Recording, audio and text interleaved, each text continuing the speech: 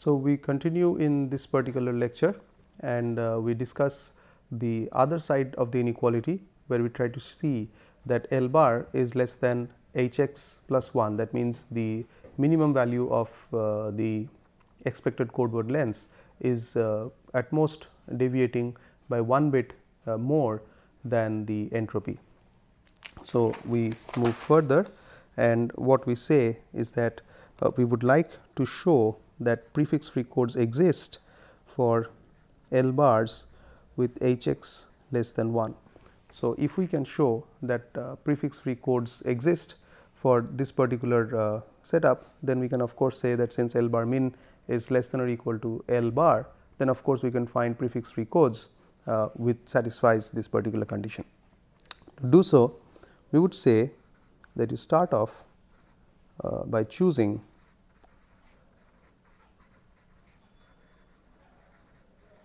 the code word length L j, which is equal to the ceiling of minus log base 2 of p j.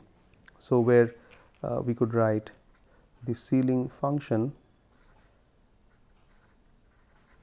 it denotes the smallest integer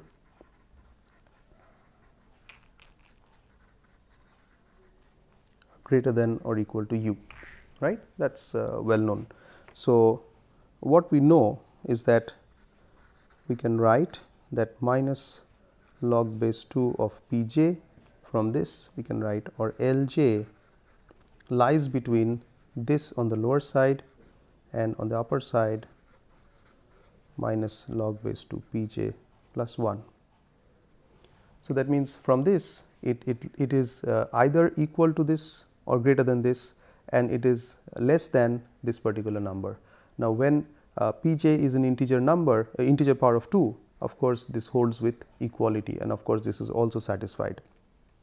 So, when we look at this particular part of the inequality, we can write that log of 1 by p j is less than or equal to L j, and therefore, we can say that 1 upon p j is less than or equal to 2 to the power of L j, or in other words, that would also suffice to mean that p j is greater than or equal to 1 upon 2 to the power of L j, or you could also say that p j is greater than or equal to 2 to the power of minus L j, right.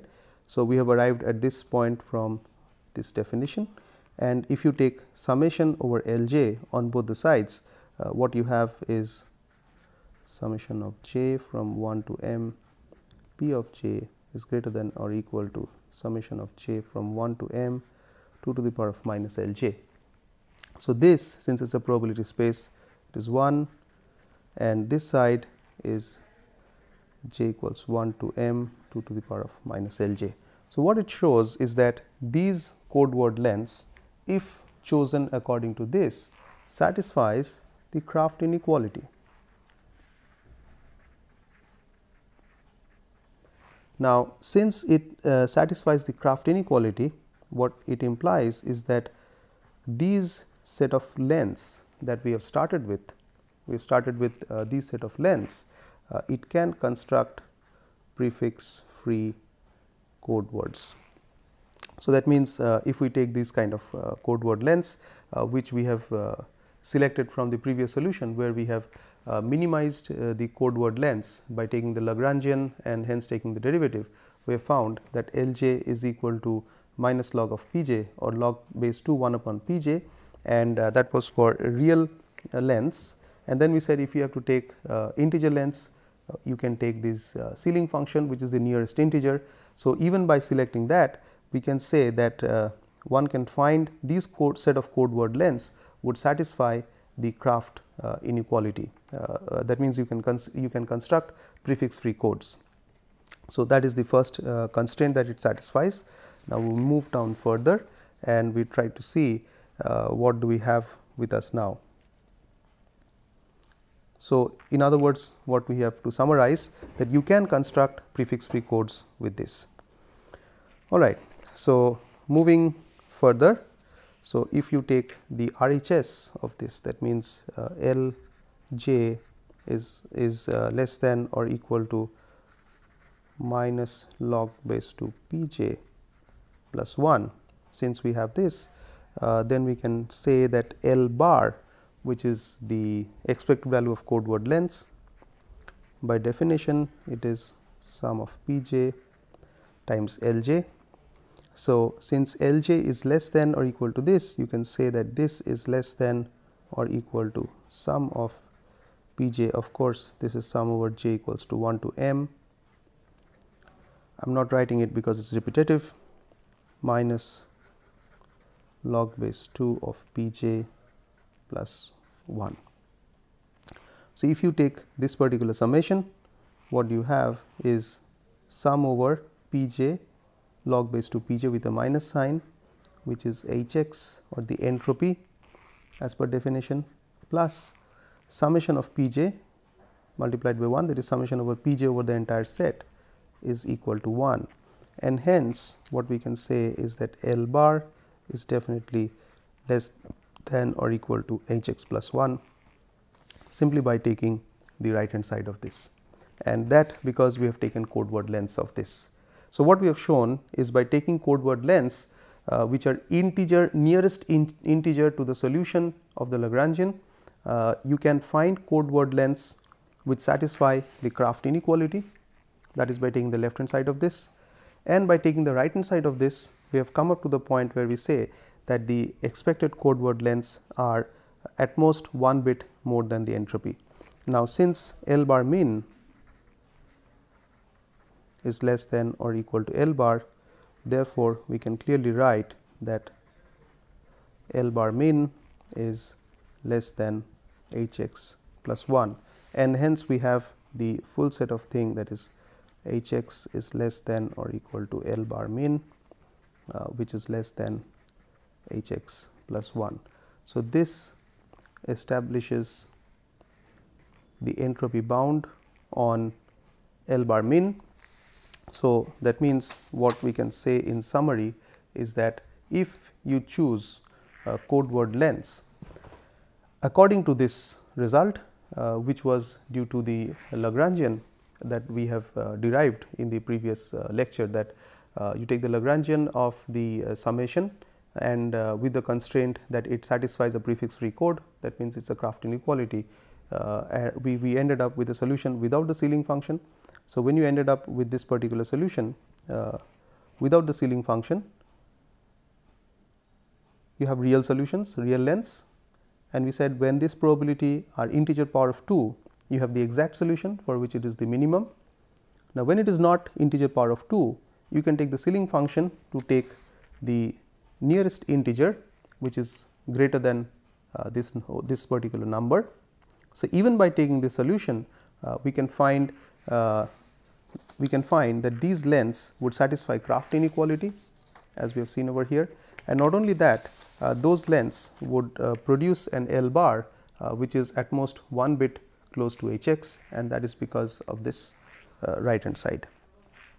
So, all it tells us is that we can select these set of lengths given a set of probability, and once you do that, you have already found an L bar which is the best solution of the average code word lengths that you need to choose. So, in other words, you can say that L is approximately equal to log base 2 of Pj, or a better way to say is that this length j is equal to the ceiling function of minus log base 2 of Pj. So, if it is an integer power of 2, Lj is equal to the number inside the ceiling function. If it is not an integer power of 2, then it is the smallest integer lesser than this. So, there is of course one particular example which you can take to show that things are not quite so straightforward. We will just do it just for the sake of example. Suppose I have zeros and ones coming out, and let us say I have the probability of a 0 being equal to 2 to the power of minus 10, and probability of 1 is 1 minus 2 to the power of minus 10. So, going by this, we find that the number of bits I should put to 0 is 10, and according to this will be the number of bits that I should give to 1, and definitely what we see is that this is not the one which is going to minimize the average code word length. So, why is it so, and what are the things fallouts of it, and what can be done even to make it very close to entropy is something what we are going to see very soon. So, before we proceed with the particular details of example, would like to remind that when we did when we did fixed length codes, we had taken a set of source symbols. Let us say there be 5 source symbols, for example A, B, C, D and E. If I have to give fixed length codes, we said that since this is 5, 2 bits will not help, because 2 bits would create 4 options. So, you need to take 3 bits. So, every symbol are going to get 3 bits, right. So, if you do this, you would be not doing it very efficiently, because with 3 bits you can encode 8 symbols, but here you have 5 symbols. So, there is a bit of wastage, and then we found that probably you can make things better if from this source, which produces a sequence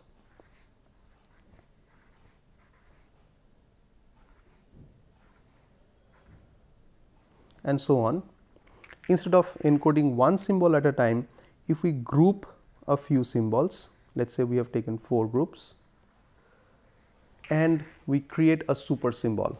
So, that means if I select n symbols, in that case if I select n symbols, and if there are m symbols in the constellation, so what I have is 1, 2 dot dot up to n. That means each position can be taken in m different ways. So, overall if I group these symbols, I can say that this is a new symbol, and then we can ask how many possible new symbols do we have, and the answer is m raised to the power of n. And now, if we encode this particular symbol, what we can say is that we can be 1 by n close to the best possible situation. So, by making n very very large, you can reduce the overhead in this case, or the losses in this case. So, we will extend that same philosophy for variable length codes. However, when you have to do it for variable length code, one have to use the calculus of entropy. So, what we are going to do is we are going to show the expression of h x y.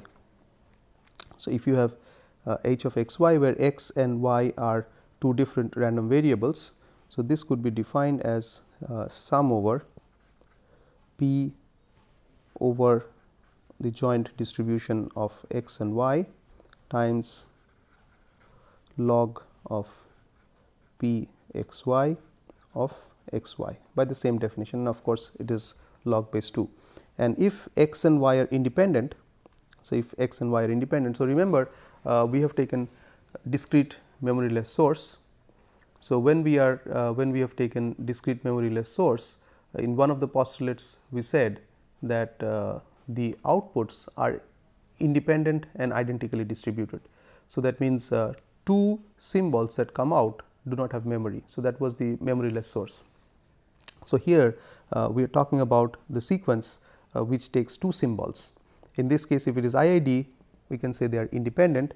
So, this joint distribution becomes a product distribution, and of course, this is over the set of x and y. So, we take the Cartesian product for all combinations of x and y, or over the whole set of x and over the whole set of y. So, what we have is p of x times p of y log base 2 p x of x. Since it is a multiplication, inside the log we have this summation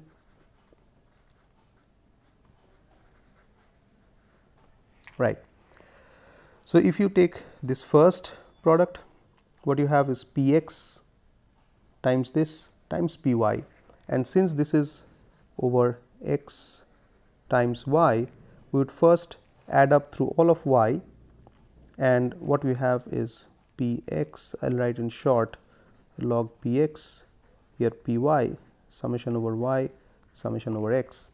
So, when this is added over all y, since these are independent, what this leads to is summation over p x log of p x times summation over p y over all of y, which would lead to summation of p x log p x, and this would equal to 1, right. So, we use that, and what we have is this is equal to of course, there is this minus sign h of x.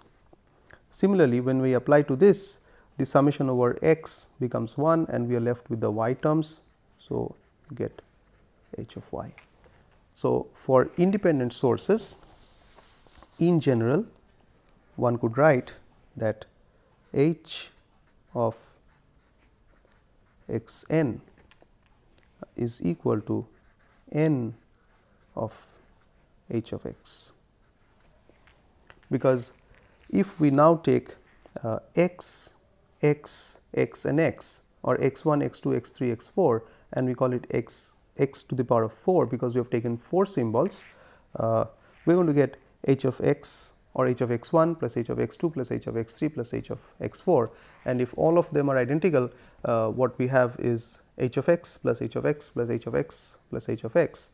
So, what we have is 4 times h of x. Now, if you generalize it and you say that I want entropy of x n, that means n length sequence where all of these are independent, we can write it is h of x plus h of x plus h of x up to n times. Instead, you can write n of h of x. So, since you have now got this, so we will now try to define what we are trying to intend at by or rather it is also known as what we are trying to do is fixed to variable length coding, fixed to variable length coding. You can take it under this particular heading as well. So, what we have is a block of n source symbols x 1, x 2 up to x n. So, we have this, and we say that this has entropy h of x n and since we have seen that h of x n is equal to n h of x n, we can say that such a block is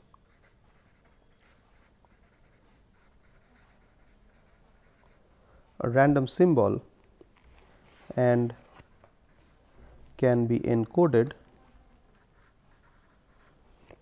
using variable length, prefix free code. So, what we have is a block of n symbols, source symbols. So, now we are selecting this block of symbols. So, it is a fixed length, and then we are saying such a block can be a random symbol, which we have already explained. For example, if you are taking a very basic source as 0 and 1, now instead of taking one symbol at a time, encoding a 0 and encoding a 1, you can think of encoding a sequence, and let us say 2 bits, and we take whenever there is a 0, I would encode it as a certain symbol. Whenever there is a 0 1, I would encode it at a certain symbol, and so on and so forth. So, I would take 0 0 as my new symbol. I would take 0 1 as my new symbol, and so goes 1 0 and 1 1. So, in this new case we have 4 symbols. and we would like to encode these 4 symbols which have come from the original source. You could have taken 3 bits, and in that case 000 could be one symbol, 001 could represent another symbol, and 111 could represent another symbol. So, that means that we now have a source which has 16 symbols. Previously, there was a source which had only 2 symbols, and now what we are trying to do is encode these 16 symbols into a variable length coding. Now, the result is more or less well understood at this point.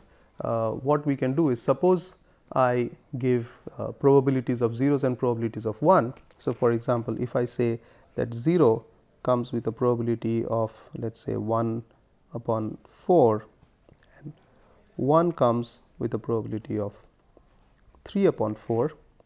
So, when I have a 0 0 0, I can calculate the probability as 1 by 4 multiplied by 1 by 4 multiplied by 1 by 4, or in other words 1 upon 64 as the probability of this particular symbol.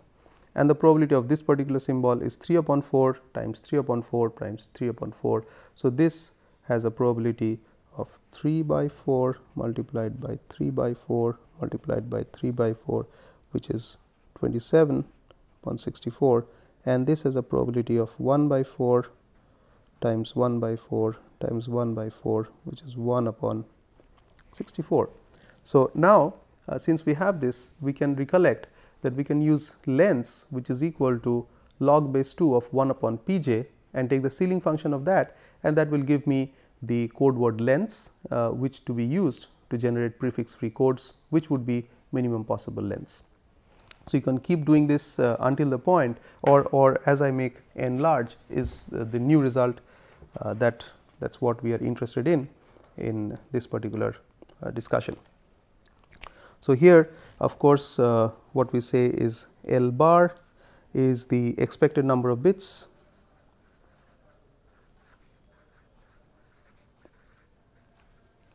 per original source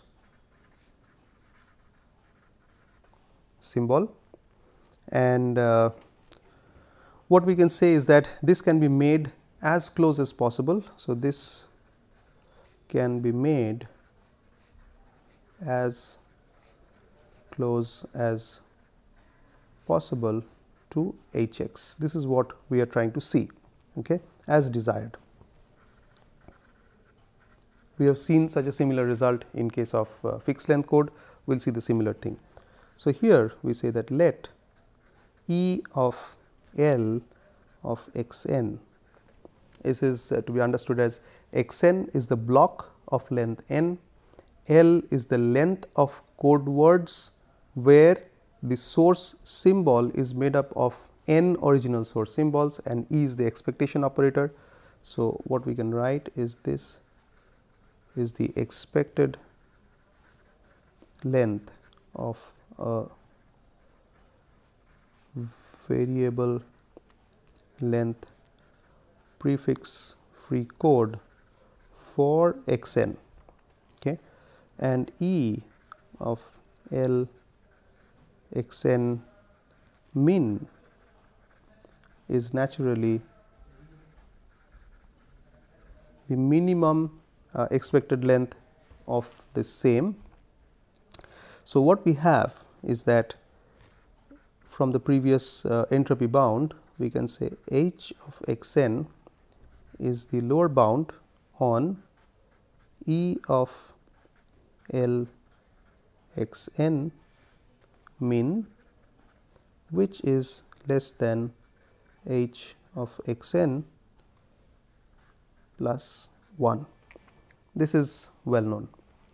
Now, if I define that L min n or L bar min n to indicate that this is equal to E of L x n min upon n, that means the minimum number of bits per original source symbol over all prefix free codes. That means, look at this, this is the minimum expected length of code word for this block. So, since this block is created by n symbols, this divided by n would indicate the number of bits per original source symbol, right. So, what we have at this point is we extend, we go ahead with this, and we have this result is already established n h x n. So, instead of this we write this, and here this is equal to n times L bar min when taking n tuples at a time is less than, again the same result we would apply over here, n h x, this is a mistake, it should not be here, plus 1. So, clearly what we have from this, if we divide by n all over, what we get is h of x is less than or equal to L min bar when taken in a group of n tuples is less than or equal to h x plus 1 upon n. This is a very, very important result what we have arrived at, which tells us that by choosing appropriate lengths you can by choosing appropriate lengths. However, if you group n tuples, that means instead of taking one symbol at a time, if you take n symbols, you can make the minimum code word length per original source symbol as close as possible to h x, which is the entropy, which is the lower limit, as desired by taking n very, very large. As n tends to infinity, this number becomes very close to h x. So, finally, we can state the prefix free source coding theorem as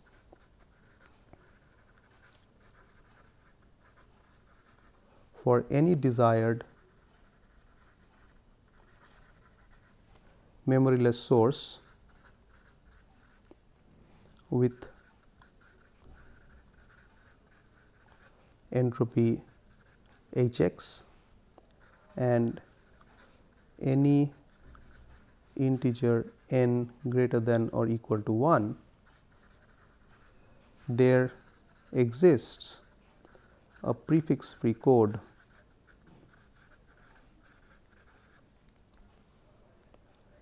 or prefix free encoding of source n tuples for which the expected